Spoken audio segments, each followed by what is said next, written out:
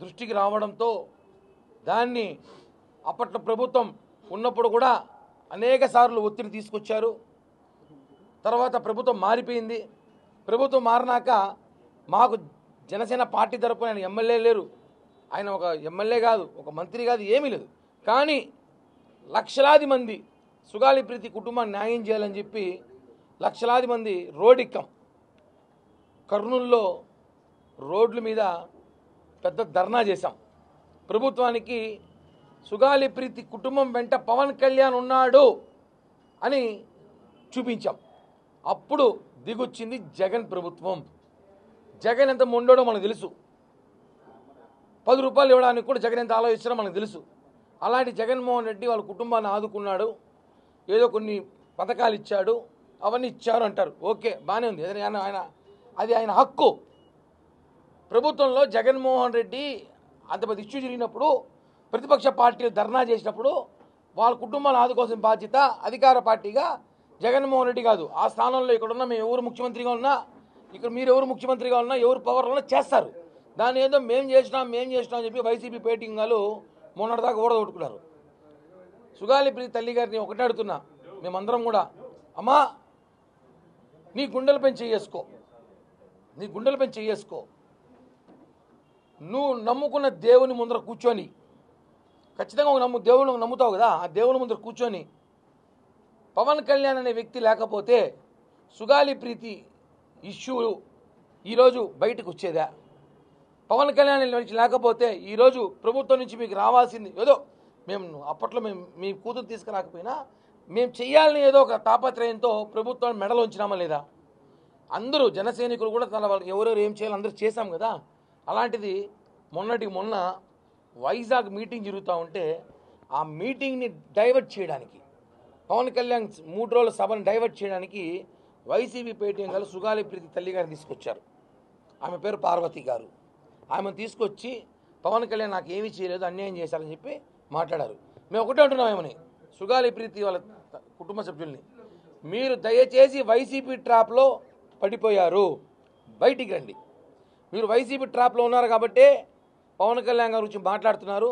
చాలా బాధాకరం. మీరు మాట్లాడింది పవన్ కళ్యాణ్ గారు మాత్రమే కాదు, ఆ రోజు మీ కూతురు కోసం 2 లక్షల మంది రోడ్డెక్కినాం, మమ్మల్ని అంతా కూడా మాట్లాడారు మీరు. ఆ రోజు మేమందరం తిరిగాం, అనేక డిబేట్లు పెట్టాం, అనేక పోరాటాలు చేశాం, సుగాలి ప్రీతి కోసం న్యాయం చేస్తామని చెప్పాం. ఆ రోజు మీ ఇష్యూని బయట తీసుకొచ్చింది మేమే, ఈరోజు మీకు సిబిఐకి అప్పగించింది కూడా మేమే. ఈ విషయం గుర్తుపెట్టుకోండి. మీకు గత 5 సంవత్సరాలు జగన్మోహన్ రెడ్డి ఏం చేశాడు? మీకు ప్రభుత్వంలో ఉన్నాడు కదా, ఏం సిబిఐకి ఇచ్చిన కేసు ఎందుకు ఇవ్వలేదు చెప్పండి. ఇప్పుడు అది చెప్పరు. ఆ రోజు బయట తీసుకొచ్చింది మేమే, ఈరోజు సిబిఐకి అప్పగించింది కూడా మేమే. పవన్ కళ్యాణ్ గారు ప్రజలతో తీసుకొచ్చారు. ఆయన చెప్పాడు, ఖచ్చితంగా మీ కుటుంబ సభ్యులు న్యాయం చేస్తామంటే చేస్తాం. సిబిఐకి అప్పగించారు నిన్న ప్రభుత్వానికి కృతజ్ఞతలు. నిర్ణయం తీసుకున్నందుకు ఏపీ కూటమి ప్రభుత్వానికి కూడా హృదయపూర్వక ధన్యవాదాలు. ఎందుకంటే ఇప్పుడు ఎవరు మాట్లాడే అవకాశం ఉండదు, ఇంకా వైసీపీగా పేటీఎం గారికి ఇదే పని కదా, వాళ్ళకి ఇప్పుడు అవకాశం ఉండదు కదా. ఇంకా ఇప్పుడు ఇచ్చేసాం, ఇంకేం మాట్లాడతారు? ఒకటే అన్న, జగన్మోహన్ రెడ్డి ప్రభుత్వంలో వందలాది మంది మహిళలు మిస్సింగ్ అయిపోయారు, వేలాది మంది గిరిజనుల మహిళలు కానివ్వండి, ఎస్సీ మహిళలు కానివ్వండి, బీసీలు కానివ్వండి, కనిపించకుండా పోయినారు. వాళ్ళెవరికి న్యాయం జరగలేదే. సుగాలి ప్రీతి కుటుంబానికి న్యాయం అంటే కనీసం ప్రభుత్వం ఆదుకుంది కదా, వాళ్ళు ఎవరిని ఆదుకోలేదే. అసలు వాళ్ళు ఎక్కడున్నారో తెలియా. కొన్ని వందలాది మంది ఆ ప్రభుత్వాన్ని భయపడి పోలీస్ కంప్లైంట్ కూడా ఇవ్వాల వచ్చి మహిళలు. వాస్తవం. ఇప్పుడు ఇంతమంది వచ్చి ఈరోజు ఆ రోజు పవన్ కళ్యాణ్ వ్యక్తి వచ్చాడు కాబట్టే, లేకపోతే మీ పరిస్థితి ఏమే? బాబాయ్ హత్య కేసుకి దిక్కులేదు ఇక్కడ. బాబాయ్ హత్య కేసు మాజీ ఎంపీ, మినిస్టరు, దివంగత నేత ఆయన తమ్ముడు జగన్ బాబాయ్, ఆయన హత్య కూడా జరిగింది అదే ఆ సమయంలోనే కదా, 2018-19 సమయంలోనే కదా. దానికే దిక్కులే ఉన్నా పట్టుకోవాలా. అర్థం చేసుకోవాలి. కోర్టుకు కావాల్సింది ఎవిడెన్స్, ఎమోషనల్ కాదు. కోర్టులో దొంగ నిరూపించాలంటే ఆధారాలు కావాలి,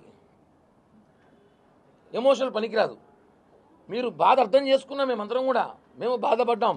ఏదో చేయాలని తాపత్రయం, మా చేతిలో పవర్ లేదు. మా పవర్ మొన్నే వచ్చింది, ఇప్పుడు మేము సిబిఐకి అప్పగిచ్చాం. గత 5 సంవత్సరాలు మీరు పొగుడుతున్న జగన్మోహన్ రెడ్డి, అంబటి రాంబాబు, ఆ పేరుని ఆ జోకర్లంతా ఏం చేశారు? ఆ జోకర్లంతా ఏం చేశారు? ఇప్పుడు ఆ జోకర్లు వచ్చి డ్యాన్స్ చేస్తారు. మేము ఆయనకి ల్యాండ్ ఇచ్చాం, సైట్ ఇచ్చాం, ఇల్లు ఇచ్చాం, ఉద్యోగం ఇచ్చాం, కారు ఇచ్చామని. సిబిఐకి ఎందుకు ఇవ్వలేదు మీరు? మీకు చేతకాల.